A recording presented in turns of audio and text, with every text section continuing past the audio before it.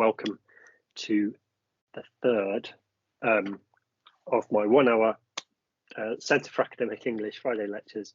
The focus today is on critical thinking and specifically critical thinking and academic writing. Okay, so let's start with some introductions. Let's warm up a little bit by giving you an opportunity to speak to one another. And I have a short task for you, which is going to help us to create a starting point for talking about critical thinking. So I'm going to send you to a breakout room in a moment. Hopefully these questions are simple enough for you to remember when you go to the breakout room, but feel free to take a screenshot or take a photo of the screen right now. 3 questions for you to discuss together. Obviously, first of all, just say hello to one another, briefly introduce yourselves. But I'd like you to spend 3 minutes and maybe no more than 3 minutes to answer these 3 questions. The first 2 might be quite quick. The first question is, how tired are you today? The second question is, are English people stylish? You can decide the answer to that. I've deliberately dressed down today for the occasion. And the third question is, have you read anything for your studies this week that you disagreed with? And if so, what was it?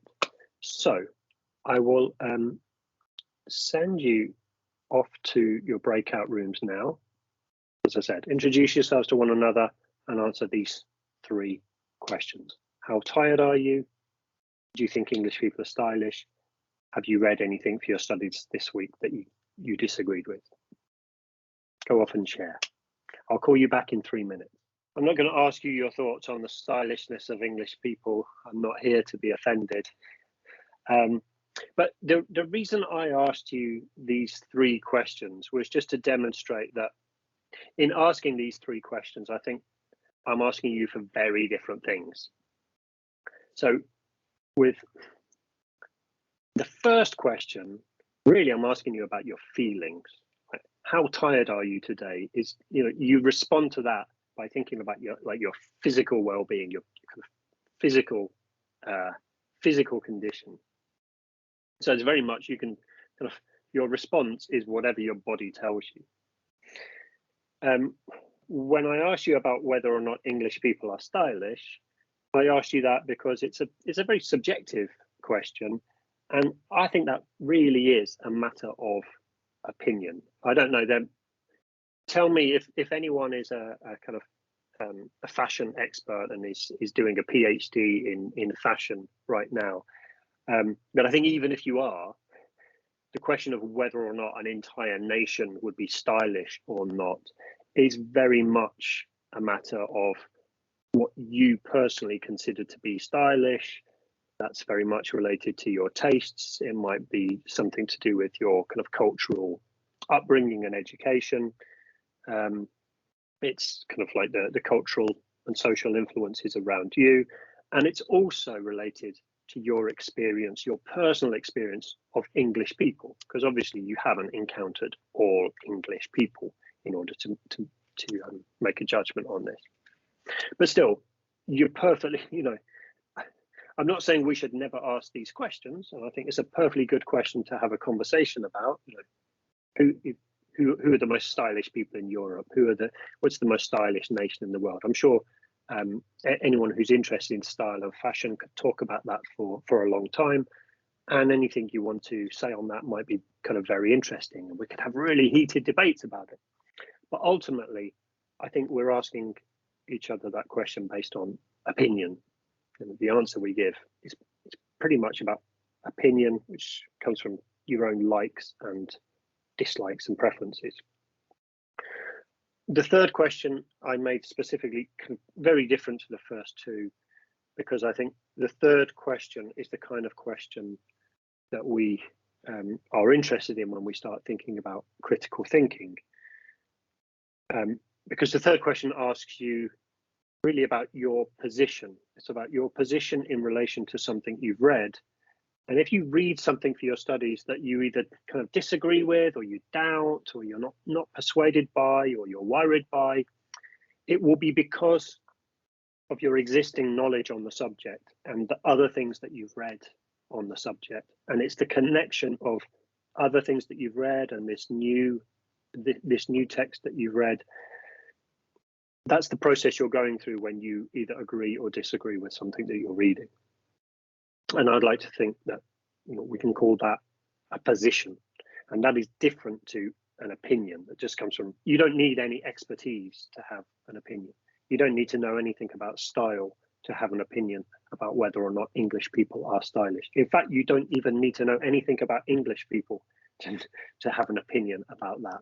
But I don't think you truly have an expert position on those matters without a real understanding of what style might be or what English might be. And those things are too complex really to drill down to.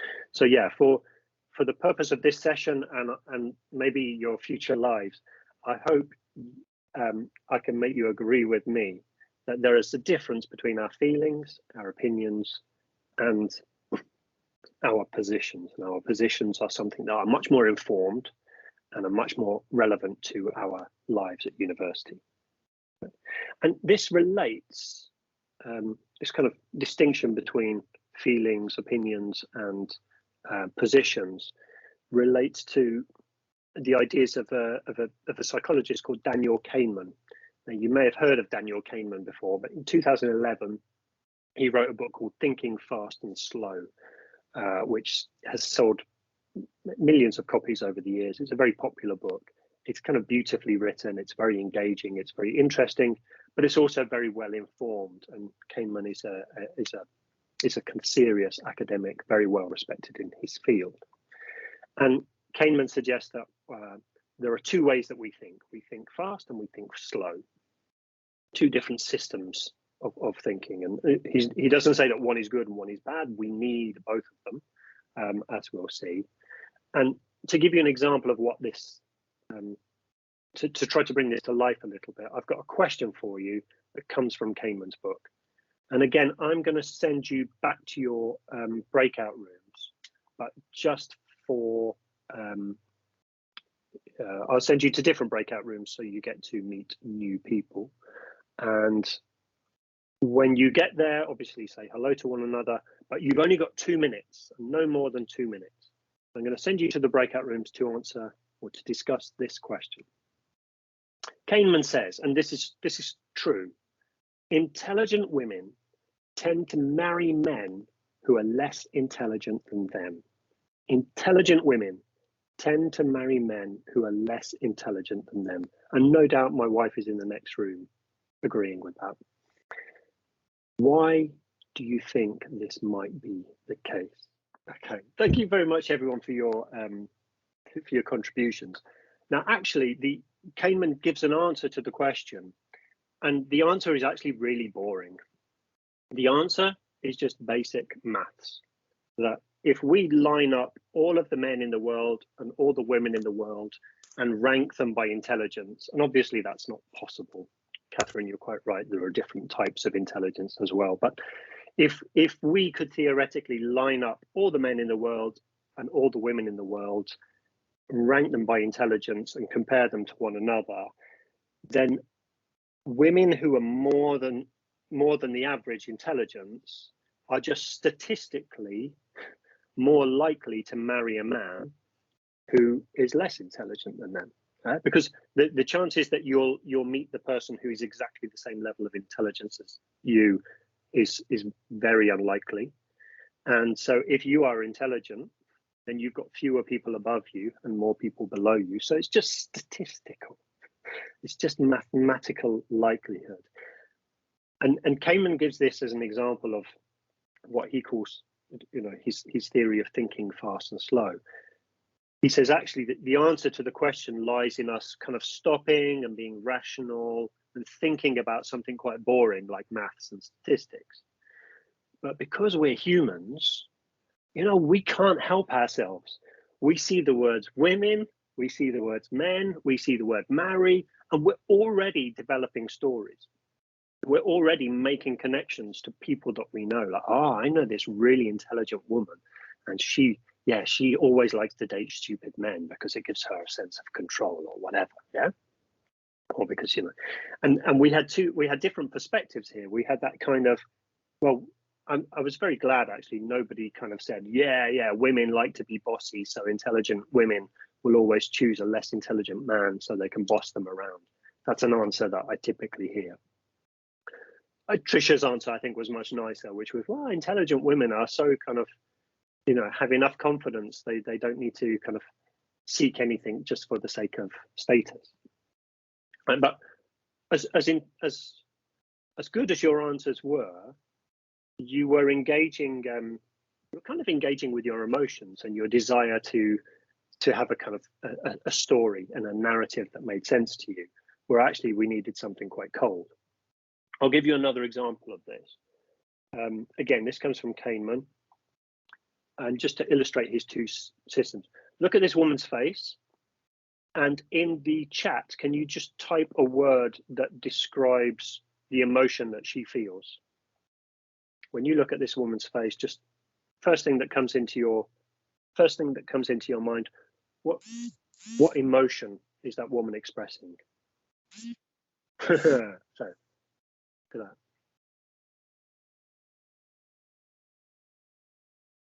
Lovely. Okay, so I like the way you're now trying to trying to say slightly different things to one another. So we've got anger, rage, anger with irritation. Absolutely right. Kahneman says that it is essential for us as humans to be able to look at another human's face. Well, it's very helpful to us as humans to be able to look at another human's face, and from their facial expression, we know instantly how they're feeling, or roughly how they're feeling. So we recognize that this woman is kind of angry, and therefore we might want to not get into a confrontation with her. We don't want to have a discussion about the last question with her. We might want to avoid her on the street. If we owe her money, we don't want her to see us. So it helps us when we can recognize something like anger in another person, we behave accordingly. We can make the connections in our brains very quickly, can't we? I asked you that question, and straight away you had the word anger in your head. You knew immediately. Okay. Now I'm going to ask you another question. You're just going to have to try to answer it by yourself. Okay. Here's a question now.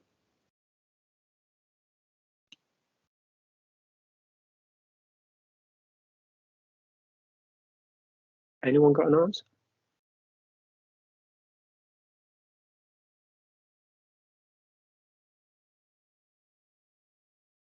17 times 24.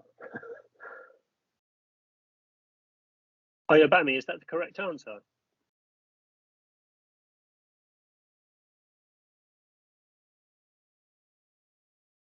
Three people with correct answer. No. Yes. Now, what happened here? I'm impressed that some of you are giving the correct answer. So these are Kahneman's two systems of thinking. Sorry. The first was impulse. We thought very quickly. We saw the face and we thought very quickly, with no effort, this woman is angry. Even those of you who answered this question relatively quickly, you did go through a mental process, I suspect, unless you know the 17 times table and you learned it until 24. I think you probably had to go through some kind of mental process to reach that answer. And when I showed you the second question, how many of you in this room just thought, nah? Probably some of you. Some of you will have looked at that question and just thought, I can't do that. Some of you will have thought, well, I'm not going to do that. Some of you will have thought, okay, right, so 10 times 24 is 240, 7 times 24 is, and you might have added up. Yes. Yeah. some of you will have gone through a process to answer the question. Some of you might have cheated and just gone to a calculator. But if you can try this with a friend later, ask them the same two questions and look at their eyes. You'll see a change in the pupils when someone is thinking deeply enough to go through 17 times 24. And Miriam, saying that you were a bit slow, you were supposed to be slow. Okay, it's a good thing to be slow here. These are Kahneman's two systems of thinking. Thinking fast, where we need to make a decision really quickly, and we need to kind of follow our instincts, and thinking slow, where we need to be sure that we're going to arrive at the right answer. Okay, so if I had shown you 17 times 24, is it more than 100? You probably could have used your thinking fast mechanisms and just said, yeah, that will be more than 100. Okay. If I had shown you 7 times 2, you probably could have answered that it was 14 straight away, because that's you've probably learned that as kind of internalized facts when you were learning multiplication at school. But when I show you 17 times 24, you probably haven't looked at this question recently, and you had to go through some kind of slow process of thought to get there. Yeah, and the point that the reason I'm talking about this today is when we're talking about critical thinking, we often have to fight the urge to think quickly and embrace the requirement to think slowly. I'll give you a couple more examples as we go on. Okay, a couple of statements here. Insanity is doing the same thing over and over again and expecting different results. Weak people revenge, strong people forgive, intelligent people ignore. Okay, so there you go. Because we've got quite a few people in the room and I want you to have opportunities to speak to one another. Again, I'm just going to send you to a breakout room for 2 minutes, no more than 2 minutes. Look at those two statements about insanity and about like the desire to either revenge, forgive, or ignore. Yeah, and in the breakout rooms, simple question: what do you think of those two statements? And maybe consider when you respond: are you thinking, or is your thinking kind of fast, or is your thinking slow when you respond to those statements? Okay. Breakout rooms are opening now. You might want to take a screenshot before you go. What I would ask you to do when you see this insanity is doing the same thing over and over again, expecting different results.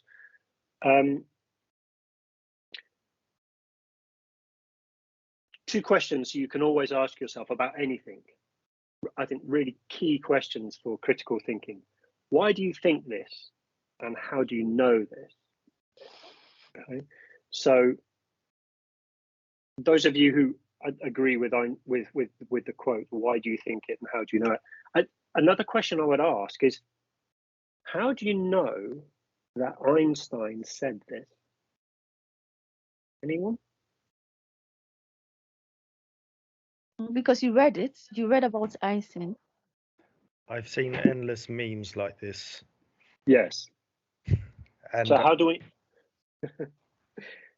we know that Einstein said this? There's actually no way to credit it to Einstein. There are a lot of random information on the internet. They just put a picture of a famous and influential person, and boom, yeah. it turns to facts.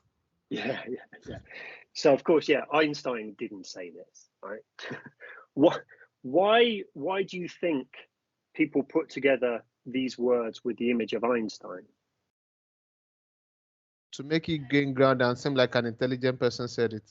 Exactly. So this is appealing to our thinking fast mechanisms, right? We see Einstein's face doing a silly expression because that's all part of him being a crazy eccentric scientist. We see Einstein's face, we see Einstein's name, so immediately we think, okay, so this is something smart. This must be something intelligent. And that's the game that they're playing, isn't it? They put the words next to the picture of someone intelligent's name, and that will help us to think that it's intelligent. So if we stop and ask ourselves, well, hang on, why do I think this is smart? Well, I think it's smart because Einstein is telling me. How do I know that Einstein is telling me? I don't. It's just his name. It's just his picture. I haven't checked for myself whether Einstein really said this. Also, what was Einstein's field? Maths. Science. Maths, science, physics, right? Is it physics? Physics. Physics. Okay. Is he an expert on insanity? No. No. And likewise, is he an expert on revenge, forgiveness, or intelligence? No. Well, so we often see this. We often see quotes about any number of subjects, often things related to study skills, interestingly enough, attributed to Einstein. Einstein never said them, but even if he did, so what? He's a physicist. Don't worry, Hashir. There'll be a recording of this if there's anything that you miss. Okay.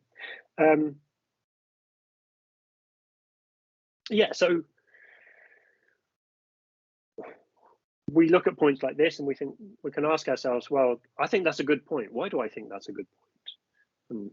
And how do I know where it comes from? Another person's face you see in social media memes quite often, and often used by people on the kind of political right and far right. Have you seen anything like this on social media? Picture of George Orwell: war is peace, freedom is slavery, ignorance is strength. Does that look familiar to anyone?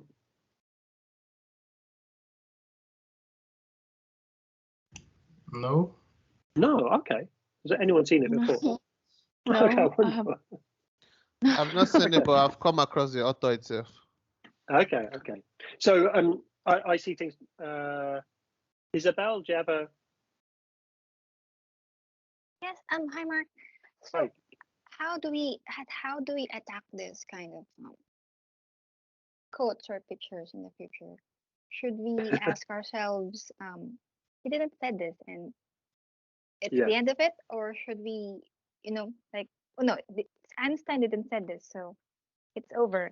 I mean, we shouldn't analyze it anymore, or should we just Yeah, I think focus so. on the words, or yeah? Are we Well, supposed to talk about this in the breakout room? No, it's okay. No, we're not going to talk about this anymore. But just as another example, because I think about these questions like, why do you think this, and how do you know this? They're just questions to guide you through any information that you encounter, or when you're writing, and you're looking at your own writing, even asking yourself, how do I know this? Hang on, why do I think this? If you've written a paragraph or two of text and you haven't got any references in it, it's worth going through what you've written and thinking, okay, so this is me writing. Now, what points am I making? And each point that I make, why do I think that? And how do I know it? It will come from somewhere. I'll repeat that later, but just using those questions to ask, like people in the age of kind of like misinformation and disinformation, lots of people post to social media messages from George Orwell. Same thing as Einstein, right? Put a picture of a person who's kind of famously intelligent or smart, use their name, use their face. Why do we think it's smart? Maybe we think it's smart because we've seen an association with an intelligent person. In this case, how do I know Orwell said it? Well, I know that he said it because I can find this in a book called 1984. Okay. But next question, like, in what context was it said? So often on social media, I see quotes that are attributed to George Orwell, and they really are his words. But George Orwell was a novelist, and they come from works of fiction. So people use Orwell to make comments about kind of political situations. But what they're really doing is quoting something from a novel. It's not his opinion. It's not his position on anything. It's not his political viewpoint. So the context in which something was said is really important. Now, let's turn that to an academic text. Now, Phil, you might be the outlier here. I suspect Amy might be as well. In the chat, can you just write yes or no if you have ever done an IELTS exam?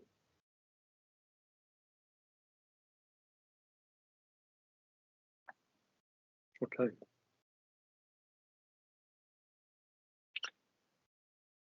Okay. And I'm also keen to know what you think about IELTS. So again, just in the chat, you could write, I love IELTS, I hate IELTS, I don't care. How do you feel about IELTS?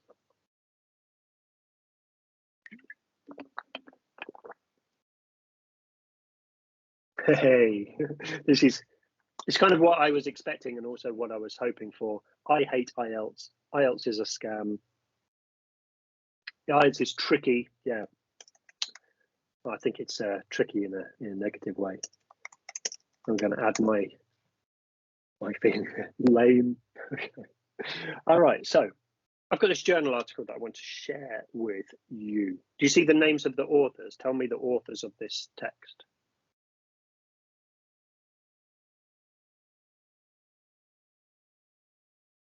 You can shout out if you can still see my screen. Tim Moore and Jane Morton. Lovely, yeah. So we've got two authors, Tim Moore and Jane Morton, or Janne Morton. I think it might be like a Finnish name, maybe. And when I say who are they, do we have any information here that tells us who they are?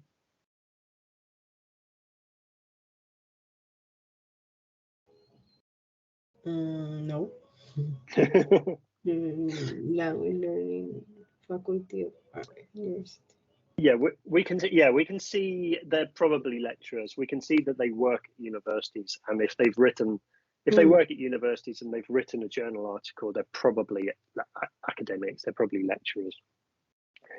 Yeah, and in 2005 they published this article called "Dimensions of Difference: A Comparison of University Writing and IELTS Writing."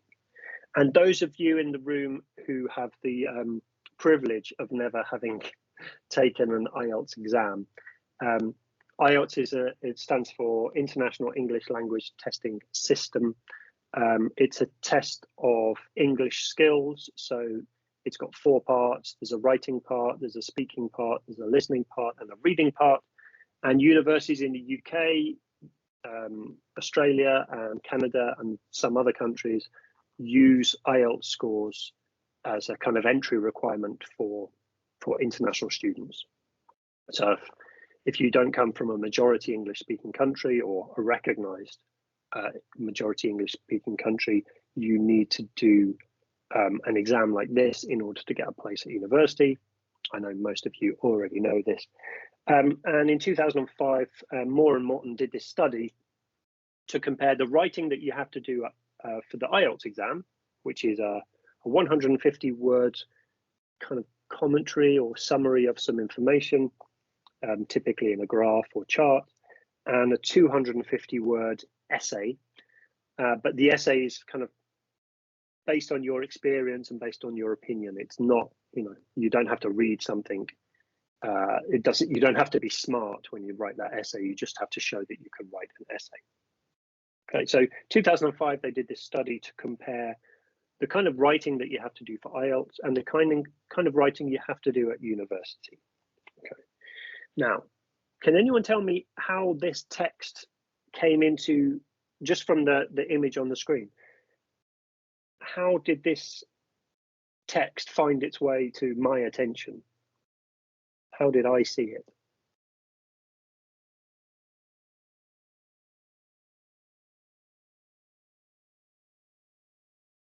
You can take a guess.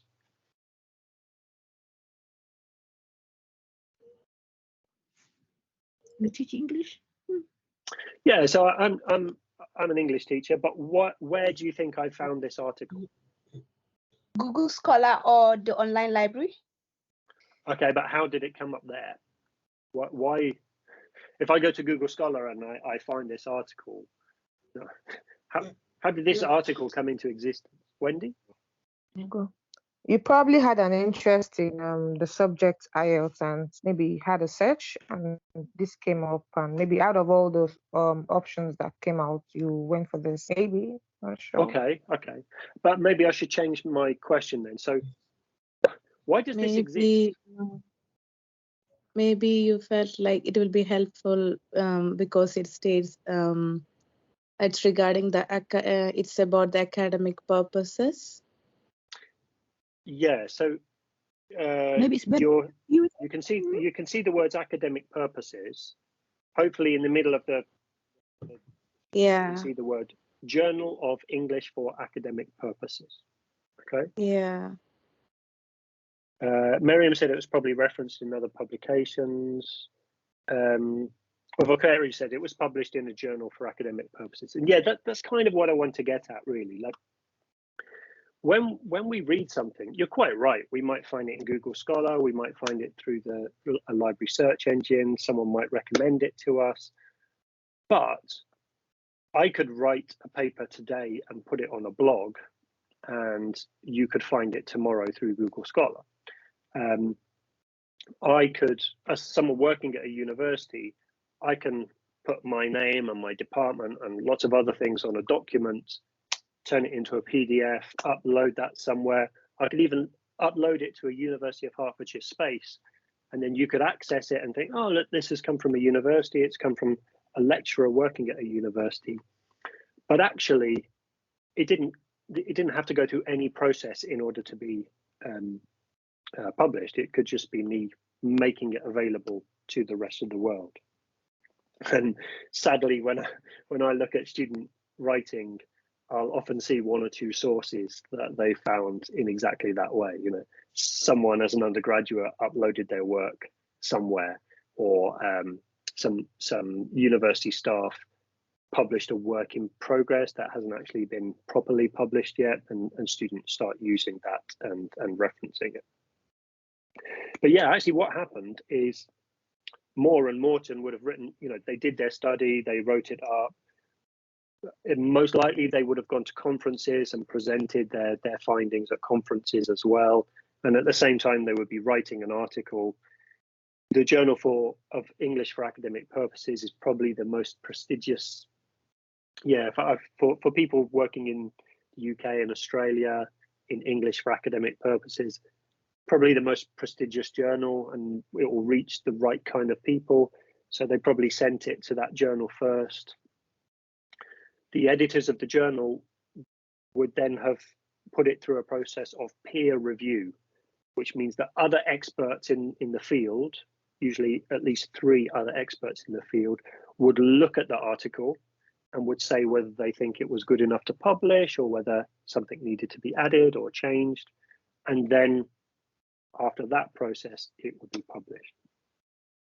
So peer review is really important because it helps us to see that a paper has gone through a process of approval by experts before being made available to us. It's not just something that someone has posted online. But when I ask who are the authors and where the text comes from, I think I also want to know what are the motivations of the authors. Okay? And always look out for this in your reading. So in the acknowledgements of this paper, Moore and Morton write, "We are grateful to IELTS Australia for their generous funding of this project. An expanded version of this paper was first published in IELTS Research Reports number 2, published by IELTS Australia." Does that is that information that we should pay attention to?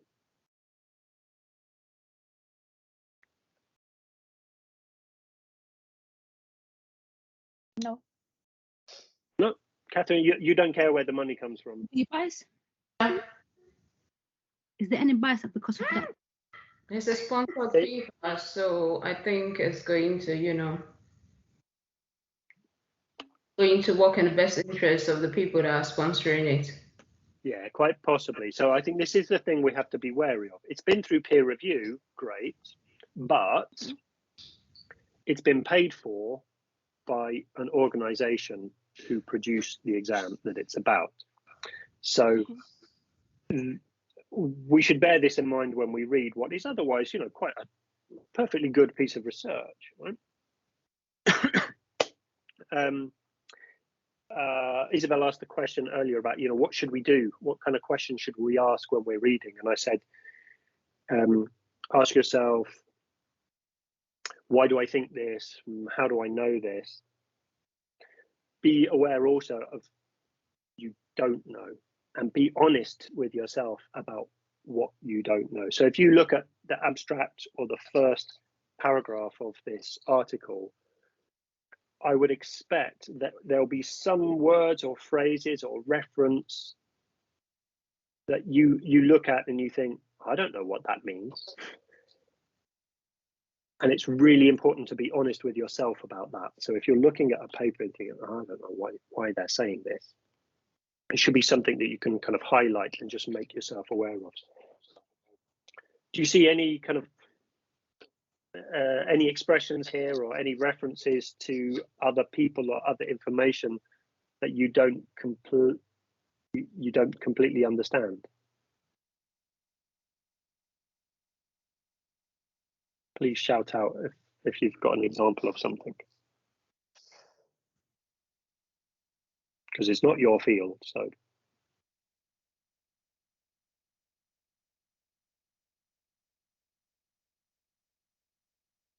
yeah, so Miriam says EAP, quite rightly. Yeah, so you're going to see anything you read, you might see some acronyms. EAP stands for English for Academic Purposes, but absolutely, I think at the beginning, while you're reading something, just put a little post-it note, highlight in a particular color, not just the points that you think are interesting, but also any kind of details or references that you don't fully understand.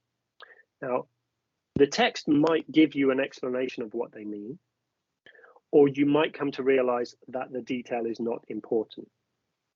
But it's always worth, before you can make any kind of judgment or evaluation of a text, you have to feel confident that you know what it's about. I think, for example, although I'm a lecturer in English for academic purposes, so obviously I know about the IELTS exam, I know about what EAP means. The first sentence of this article is, with apologies to Marx, a spectre haunts the world of EAP. This is the spectre of the academic English test. Now, probably this isn't going to be hugely important, but the first thing that I want to know, what I think, well, I don't know why they're referring to Karl Marx right here. What's Karl Marx got to do with this? So I might kind of highlight that and see what comes up later, and consider whether I need to explore and check a little bit more myself as to why they're referring to Marx. They're actually kind of paraphrasing Karl Marx, because he talked about the spectre of capitalism haunting Europe.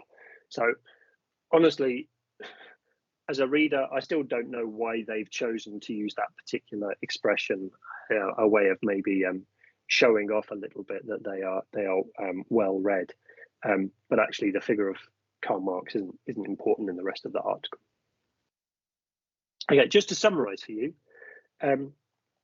in their study, Moore and Morton, they collected examples of many different types of university writing: essays, reviews, literature reviews, reports, words that will be very familiar to you guys now. And they examined what was required of each of those types of writing, and they compared that to IELTS writing. And they found that IELTS writing is very different to university writing.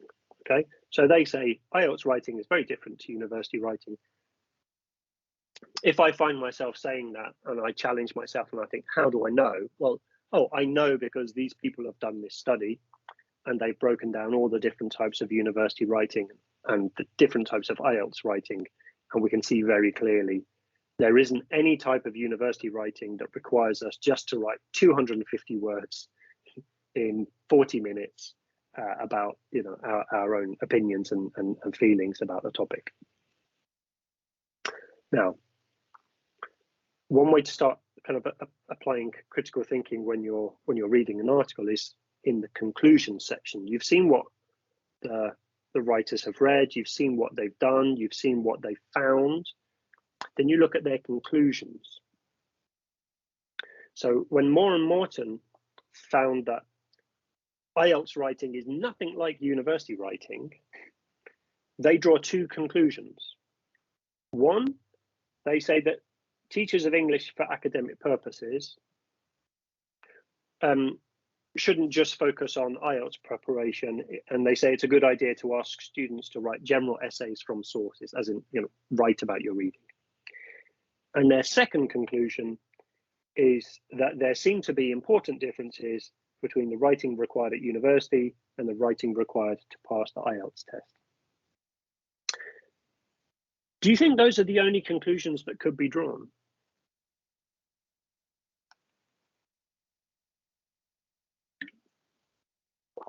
And do you think those are strong conclusions?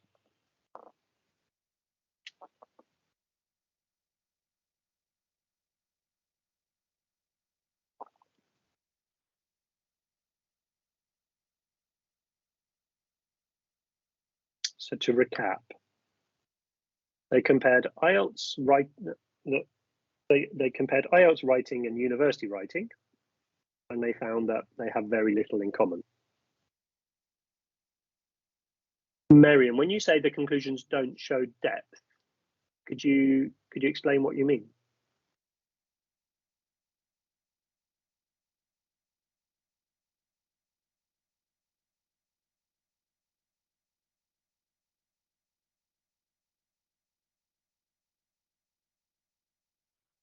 I think we might get a written answer. I think they just mentioned that it's different, but they didn't focus on the point that how it's different, and then what it makes more different, and then they could have given more focus they could have given more information, and they could have added a bit more points. Just this conclusion is just the point that 2 points. It's not in depth. It's just on the surface level.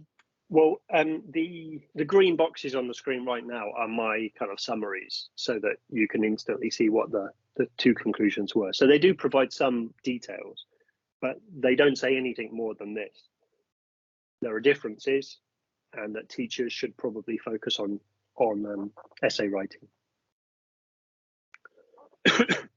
And Miriam saying the conclusions could probably have been drawn without going through the analysis of the comparison of the writings. I think you're right, Miriam. I think you're quite right. Do you remember? Do you remember who funded the project?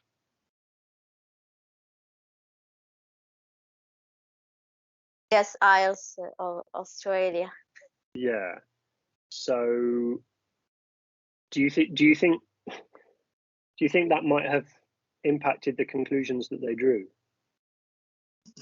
Of course, that Yes, impacted the conclusions they drew. Yeah. So, I mean, in many ways, it's a perfectly good piece of writing. It's a solid piece of research. But when it comes to conclusions, I think Moore and Morton are never going to draw the conclusion that IELTS is rubbish. Or, you were saying that, what word did Victoria? You said IELTS is a scam. Or IELTS is tricky, or IELTS is unrealistic. There is one conclusion that they could draw. Well, I mean, one of the conclusions they could draw is that IELTS isn't really suitable for university entry, because it's not like writing for IELTS is not like writing for university. They could emphasize that doing an IELTS preparation course is not going to prepare you for university. But they kind of very clearly don't do that, and they draw specific conclusions that kind of don't criticize the IELTS exam. And although I don't disagree with their conclusions, I think there's a kind of conclusion missing that could be drawn. So how about us? How about us using our critical thinking in our writing? So one way that we show critical thinking in our writing is the way we frame our reading, and that allows us to show our thinking. I wrote this, these are my words. There's little similarity between the writing task students complete in an IELTS exam and the writing tasks that they are set on university degree programs. So I've summarized what Moore and Morton concluded. I put it in my own words. I've referenced Moore and Morton. Lovely. How about if I do this? Moore and Morton show that there is little similarity between the writing task students complete in an IELTS exam and the writing tasks that they are set on university degree programs. Does anyone feel there's a difference between my first sentence and my second sentence?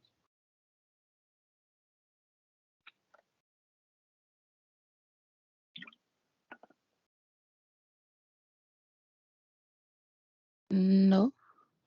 Okay. Do you see a fit? Do you see a First physical one difference? Yeah, seemed like there was just a switch. I think the first one, the statement was made, Mhm. and then it was reported that he made it. Okay. But the other one was more like an active. I don't know if I say an active sentence, or I don't know if that would be the right thing to say, but You mean the second one? yeah, it was more like quoting, quoting him actively or so. Yeah, I'm putting the authors into my sentence. So I'm writing about the authors as much as I'm writing about what they said. Yeah. Now, yeah, in the first example here, I'm just taking the information I found from Moore and Morton and putting it into my own writing.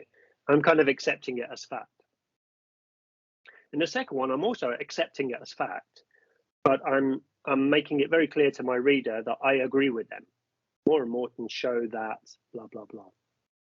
Another way I can do that, I can say show that, I can say point out that, and that's language that tells the reader that I've read Moore and Morton and I agree with what they're saying. I accept what they are presenting. How about if there's a change now? Can you see any difference between saying they show that and they claim that?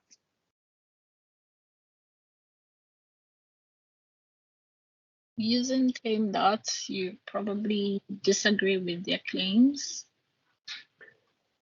Yeah, it's not possible to say I probably disagree with their claims, but it makes it possible for me to disagree with their claims. So yeah, Rufus said not certain. Certainly it's more neutral when I say claim that. I'm saying Moore and Morton say this. So far, I'm not telling you whether I agree or not. So yeah, just a simple way that we can show elements of our thinking in our writing is with words like this are incredibly important. The difference between show and claim is the difference between me saying I agree and I'm neutral. This is the third of these Friday sessions. In the fifth one, we'll look more at reporting language and how we could use it to be stylish and effective in our writing. Yeah, another alternative I could say, according to Moore and Morton, and it would have the same impact as claim that. According to Moore and Morton, it's quite neutral. I'm not telling you what I think.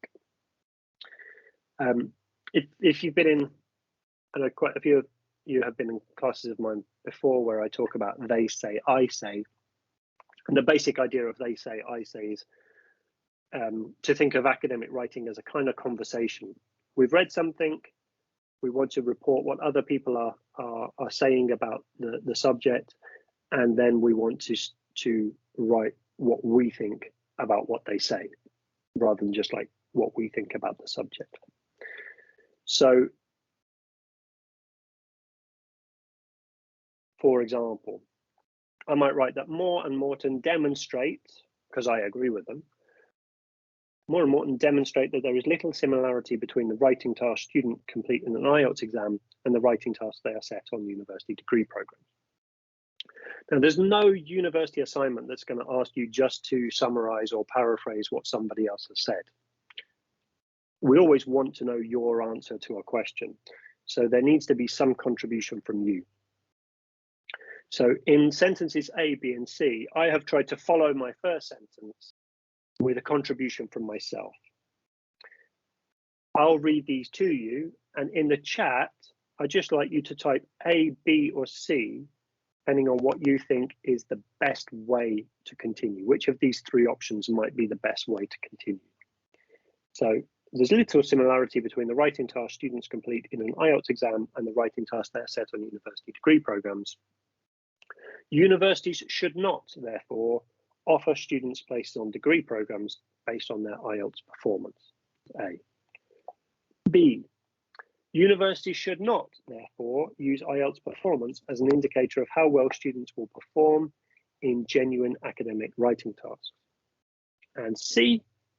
Universities should therefore provide training in genuine academic writing, in other words, writing from sources, to all international students. So I'd like to see your answers in the chat, please. A, B, or C, which do you think is the best way forward? Thank you, Paul.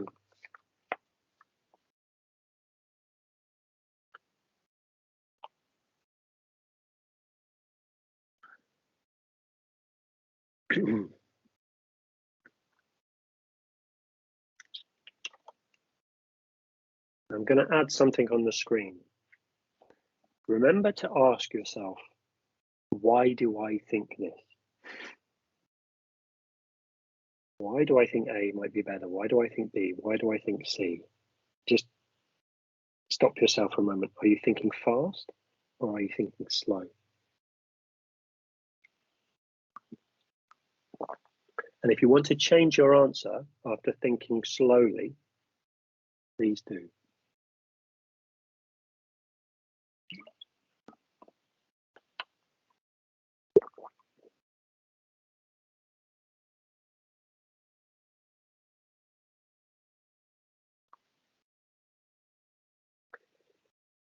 Okay, thanks for your answers. It's a real mix. There's a 1A, 3 C's, and slightly more B's. Now, one more A at the end there. I find this really interesting. I'll try to finish the session quickly because we've already run over. So I'll just summarize what I think is the correct answer here and why. Now, for myself, I'm a lecturer in English for academic purposes. You are all spending your time coming, you've chosen to come to a class called Critical Thinking for Academic Writing. So we might all be tempted to answer C, right? Because for me, it's good for my career, it's good for my job security if every international student has to have training in academic writing. I think the C is, quite a good idea on one level. And as good students who come to classes like this, you probably believe in the value of it. So that might be why you chose C. But I think there's a danger. If our thought was C, this might be a little bit kind of our feelings speaking to us. Yeah, everyone needs this. If we stop though and think, there's no similarity between writing tasks in IELTS and university degrees, therefore all international students should take some special classes. I don't actually think that the logic doesn't really hold, because international students, not all international students take IELTS. They might have had other kind of preparation before they come here. And also there seems to be an assumption that it's only the students who've done IELTS who might be missing some kind of training in academic writing.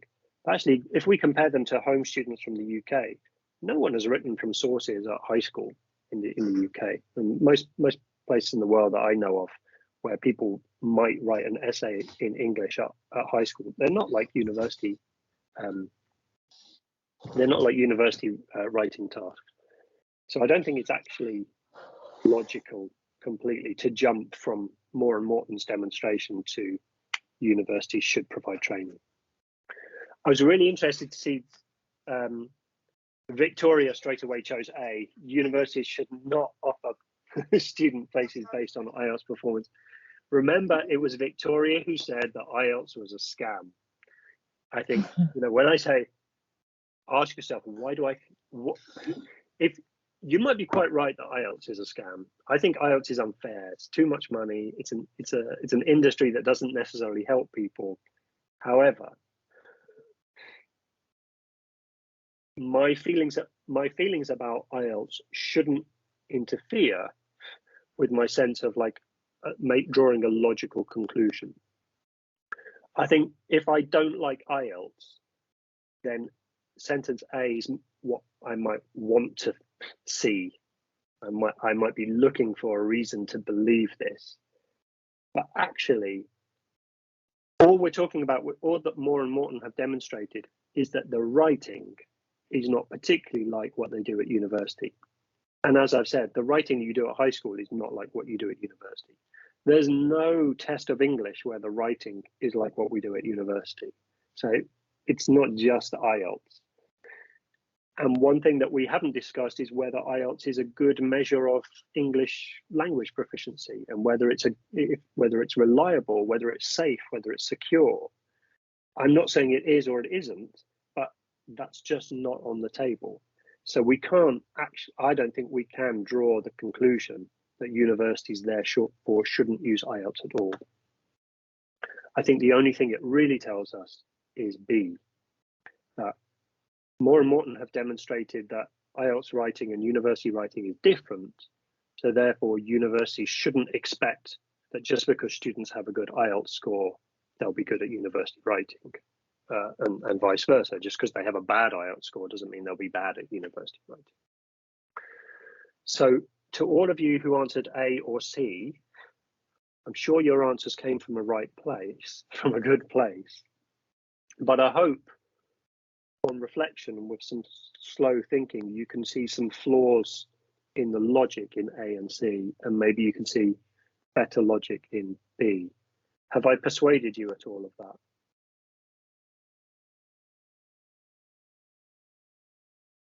Yes. Okay. And Victoria, I still agree with you. Okay. But this is what I'm talking about. Separating out our instincts, our fast thinking and our slow thinking.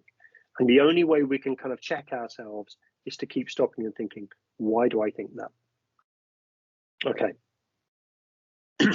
So I'll round up now with some points that I'd like you to take away. I've got 3 points that I'd like you to take away from this session. 1, everything you know and everything that you think you know comes from somewhere. To think critically, you need to be able to consider why you think what you think and how you know what you know. And I like to think if you're aware of those kind of systems of thinking fast and thinking slow, you can stop yourself and think, okay, did I answer that question really quickly? And was it the right kind of question to answer quickly? Or did I answer that question too quickly? Does it really need a kind of slow thinking in my answer? Should I go back and just challenge my assumptions? If you're interested in future weeks, we can do fun exercises on challenging assumptions. We saw with Moore and Morton, I was kind of asking you, how do you think I found this? How did this come to be? And you were thinking about like the places where we find stuff. But we also need to be aware of the way that texts are produced and published. I'm sure you are, but we don't always stop to think like, who are the people behind this? Why did they write this? Who's paid them to, who's made it possible for them to do this? So all the texts we read come from somewhere. They're all related to other texts, and they're all related also to the real world. And understanding this relationship between texts, other texts, and the world, they're not just like floating in space. They all come from somewhere. They all relate to other things. As long as you bear that in mind, that's what lies at the heart of critical thinking. Okay? that is the kind of thing that will make you stop and think, okay, so this person says this, but what do other people say, or why does this person say? And finally, my third point is that I'd really like you to take away. In academic writing, it's helpful to think about positions and not opinions. Your position is your like an informed position in relation to everything that you've read about the topic. It's not just a feeling. It's not just what you like and what you don't like, as we saw maybe with IELTS and our attitude to that. Finding your position through reading and communicating your position is the essence of critical thinking in university writing. And those are the three important points I'd really like you to take away from this session. That's all from me. I'm going to go and get my daughter from school soon, but if anyone has any questions, concerns, or feedback for me, one way is you can communicate with me by email, m.holloway3@hearts.ac.uk. If anyone has any urgent questions now, I've got a couple of minutes where I could take them.